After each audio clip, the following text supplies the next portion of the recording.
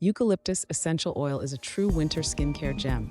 It hydrates, heals, and soothes, a must-have in your skincare routine this winter. Eucalyptus essential oil is a true winter skin hydration hero. Winter air can be incredibly drying. Eucalyptus supports the skin's natural barrier. This locks in moisture and protects against dryness, keeping your skin soft and supple. Eucalyptus is antiseptic and a natural cleanser.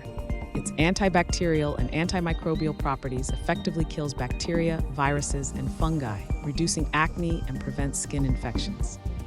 Add a drop to your cleanser and toners to clear clogged pores and remove impurities for a clearer complexion this winter. Eucalyptus's healing and anti-inflammatory properties accelerates healing and reduces skin inflammation. It promotes faster wound healing by reducing cracked, dry skin, infection risks, and encouraging skin regeneration. Eucalyptus improves circulation, boosting blood flow when applied topically, reducing swelling and discomfort caused by colder temperatures.